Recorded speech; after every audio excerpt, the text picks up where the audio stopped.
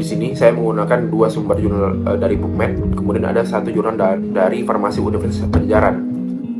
Sebagai awalan, yaitu di sini secara terapeutik, alkaloid sangat terkenal sebagai agen anestesi, kardioprotektif, dan juga antiinflamasi.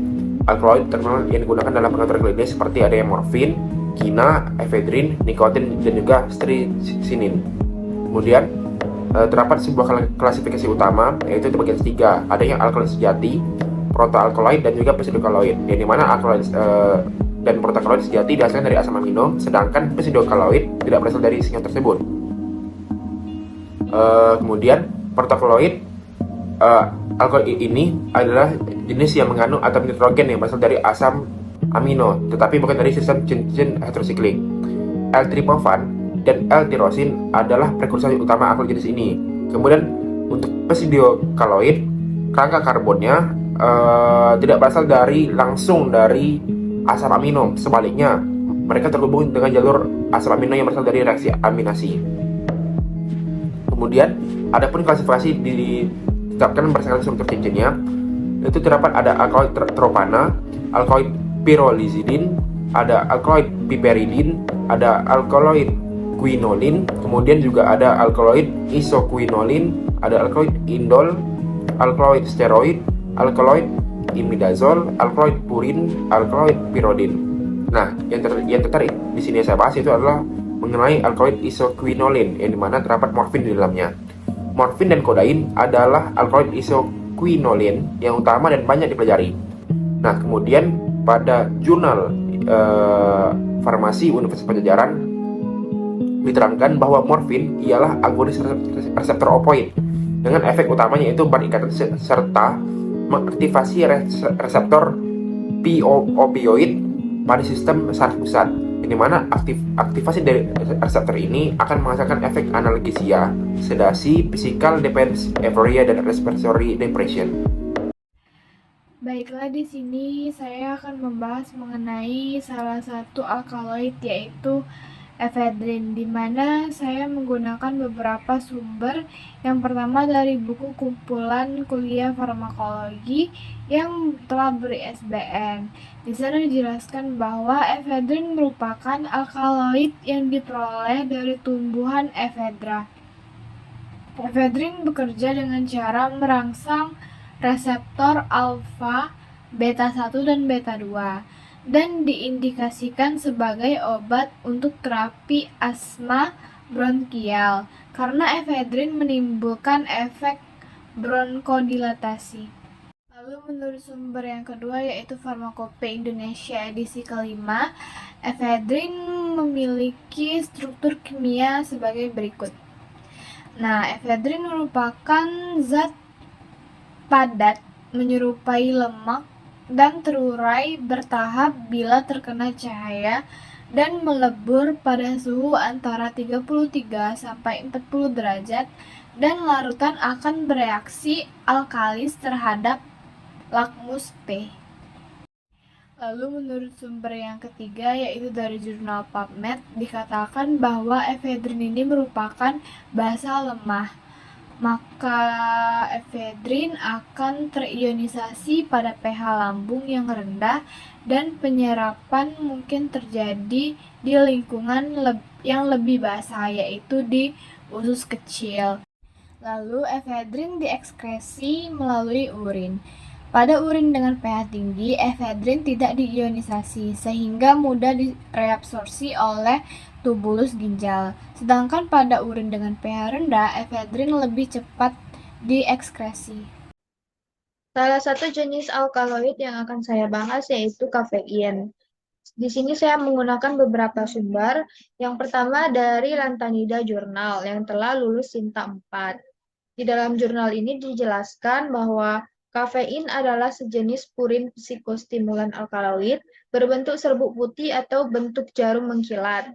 Biasanya menggumpal, tidak berbau, rasa pahit, memiliki titik lebur pada 235 derajat sampai 237 derajat. Kafein agak sukar larut dalam air, etanol, dan eter. Akan tetapi, kafein mudah larut dalam kloroform dan lebih larut dalam asam encer. Nah, berikut ini gambar dari struktur kimia kafein. Dari dalam jurnal ini juga didapati bahwa kafein itu memiliki efek positif pada tubuh, seperti peningkatan gairah, peningkatan kegembiraan, kedamaian, dan kesenangan. Selain itu, kafein juga memiliki efek farmakologis yang bermanfaat secara klinis, seperti menstimulasi susunan pusat relaksasi otot polos, terutama otot polos bronkus, dan stimulasi otot jantung. Sumber yang kedua yang saya gunakan yaitu taklukan penyakit dengan teh hijau yang telah ber-ISBN. Nah, dari dalam buku ini didapati bahwa mekanisme kerja kafein dalam tubuh yaitu menyaingi fungsi adenosin, di mana adenosin ini adalah salah satu senyawa dalam sel otak yang membuat orang mudah tertidur. Nah, kerja kafein akan membalikkan semua kerja adenosin, sehingga tubuh tidak lagi mengantuk, tetapi muncul perasaan segar, sedikit gembira, dan mata terbuka lebih lebar. Namun, selain reaksi tersebut, jantung juga akan berdetak lebih cepat. Tekanan darah naik, otot-otot berkontraksi, dan hati akan melepas gula ke aliran darah yang akan membentuk energi ekstra. Nah, hal inilah yang mengakibatkan rasa kantuk itu menjadi hilang, dan tubuh terasa fit dan segar. Saya menggunakan sumber buku yang berjudul Kajian Bioaktivitas Daun Sungkai yang sudah ter-ISBN, di mana alkaloid itu merupakan kelompok senyawa metabolit sekunder yang banyak ditemukan di alam dan tidak berdiri sendiri. Dan alkaloid itu berfungsi sebagai untuk mempertahankan tumbuhan dari serangan luar seperti hama dan juga penyakit juga berfungsi sebagai basa mineral dalam mempertahankan keseimbangan ion. Alkaloid itu terdiri atas satu atau lebih atom nitrogen, biasanya yaitu terletak pada cincin heterosilik, yang mana dapat menyebabkan alkaloid itu memiliki sifat basa dan juga sifat bioaktivitas. Kelarutan alkaloid itu cukup khas dalam pelarut organik yang umumnya, yaitu dapat atau mudah larut dalam alkohol, dan alkaloid yang lainnya yaitu telah dikenal dan digunakan secara luar dalam bidang kedokteran, yaitu senyawa morfin. Morfin telah dikenal karena fungsinya yaitu sebagai analgesik. Senyawa kokain juga merupakan senyawa golongan alkaloid yang memiliki bioaktivitas sebagai stimulan yang bekerja untuk meningkatkan aktivitas dari sistem saraf pusat yang menghasilkan efek yang berbeda. Seperti contohnya yaitu meningkatkan kebugaran, menghilangkan rasa kantuk. Di mana alkaloid ini juga memiliki bentuk kristal seperti pada senyawa atrofen. Beberapa senyawa alkaloid itu contohnya yaitu nikotin. Struktur dari nikotin dapat dilihat di bawah ini. Di sini saya menggunakan buku yang berjudul Kajian Bioaktivitas Daun Sungkai yang sudah ber-ISBN, di mana alkaloid terdiri atas satu atau lebih atom nitrogen terletak pada cincin heterosiklik yang menyebabkan alkaloid memiliki sifat basa dan juga sifat bioaktivitas. Larutan alkaloid ini mudah larut dalam alkohol dan sedikit larut dalam air. Di sini saya menggunakan jenis alkaloid efedrin, di mana saya mendapatkan dari jurnal PubChem.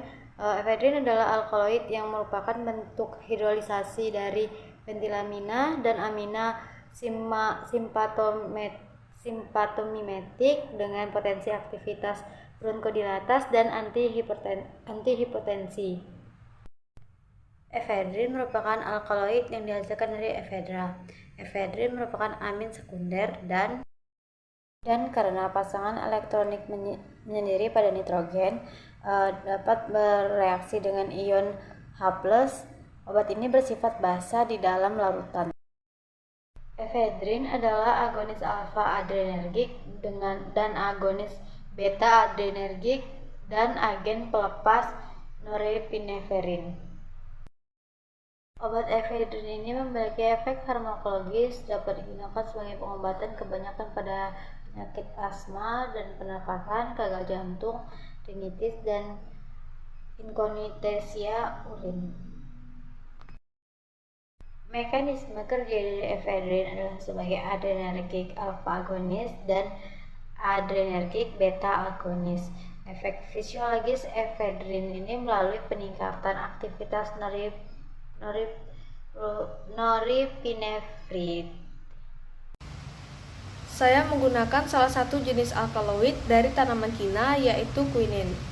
Berdasarkan buku modifikasi teknik budidaya tanaman kina belum menghasilkan di wilayah marginal Indonesia, buku ini sudah beri ISBN. Kinin merupakan alkaloid yang paling dominan di tanaman kina dengan jumlahnya sekitar 16%. Kinin terdapat di kulit batang kina. Alkaloid ini digunakan sebagai obat malaria karena mampu mengganggu sintesis DNA pada jenis nyamuk Plasmodium. Di dalam buku ini juga diperlihatkan struktur kimia dari kinin. Dalam strukturnya ini terdapat alkaloid quinolin, yaitu 2 cincin aromatik dengan 1 atom nitrogen. Kemudian pada sumber yang kedua yaitu buku pengantar farmakologi, teori dan konsep. Buku ini juga sudah ber-ISBN. Dijelaskan bahwa mekanisme kerja kinin yaitu sebagai anti malaria berkaitan dengan sifat basa lemah dari kina karena adanya gugus quinolin yang dimilikinya. Hal ini kemudian akan meningkatkan pH dari vakuola makanan Plasmodium falciparum. Kini juga diperkirakan ia bekerja dalam organel parasit melalui penghambatan aktivitas hemopolimerase, sehingga terjadi penumpukan substrat yang bersifat sitotoksik. Kemudian pada sumber yang ketiga yaitu buku farmakologi pendekatan proses keperawatan yang sudah ber-ISBN. Dalam buku ini dijelaskan bahwa malaria itu disebabkan oleh parasit protozoa Plasmodium yang dibawa oleh nyamuk. Pengobatannya yaitu dengan menggunakan jenis alkaloid dari kina tadi yaitu quinin. Lalu ada efek samping dari penggunaan quinin sebagai obat anti malaria yang dijelaskan dalam buku ini, yaitu efek samping dan reaksi yang merugikan yang umum terjadi pada pemakaian anti malaria adalah rasa tidak enak pada gastrointestinal, terganggu saraf kranial ke-8 dan gangguan ginjal. Baiklah, di sini saya akan menjelaskan tentang salah satu jenis alkaloid yaitu efedrin. Di sini saya menggunakan sumber dari buku Farmakopeia Indonesia edisi 5 2014. Efedrin adalah senyawa anhidrat atau mengandung tidak lebih dari setengah molekul air hidrat, mengandung tidak kurang dari 98,5% dan tidak lebih dari 100,5% C10H15NO, dihitung terhadap zat anhidrat. Masih dari sumber Farmakopeia Indonesia, efedrin digunakan untuk mengobati gangguan saluran napas seperti sesak napas, sesak di dada, dan juga napas berbunyi, serta bersin-bersin akibat asma bronkial. Obat ini berperan sebagai bronkodilator yang berfungsi untuk memperlebar bronkus atau saluran udara agar lebih mudah bernafas. Efedrin juga memiliki aksi sebagai dekongestan yang menyebabkan vasokonstriksi atau penyusutan pembuluh darah di saluran hidung. Kondisi vasokonstriksi ini akan mencegah cairan mengalir dari pembuluh darah ke saluran hidung, sehingga dapat meredakan hidung tersumpah. Selain itu, obat ini juga bekerja dengan merelaksasi bronkiolus atau cabang bronkus, serta meningkatkan detak jantung, kemampuan jantung berkontraksi, dan tekanan darah.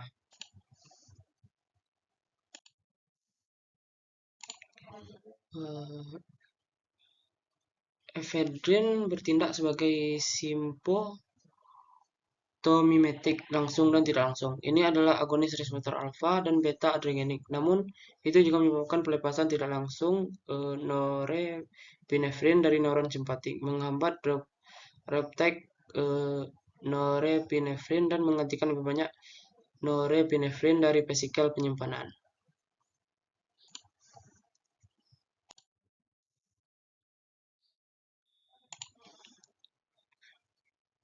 Mekanisme tidak langsung efedrin menghasilkan denyut jantung yang berkelanjutan atau bahkan meningkat karena kemampuan norepinefrin untuk mengikat reseptor alfa dan beta, sedangkan simpatomimetik yang lebih langsung seperti fenilprin menghasilkan bradikardia refleks. Sementara efek tidak langsung paling mendalam pada tekanan darah arteri. Tindakan vasokonstriksi langsung lebih berfungsi pada sistem vena. Oleh karena itu, efektif dalam meningkatkan tekanan vena sentral ketika pasien ditantang dengan cairan.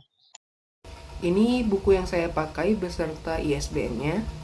Kemudian, quinin atau kina merupakan suatu alkaloid dari tumbuhan kina dan merupakan suatu anti malaria yang merupakan skizontosida darah yang bekerja cepat dengan aktivitasnya melawan Plasmodium falciparum, Plasmodium vivax, Plasmodium ovale, dan Plasmodium malariae.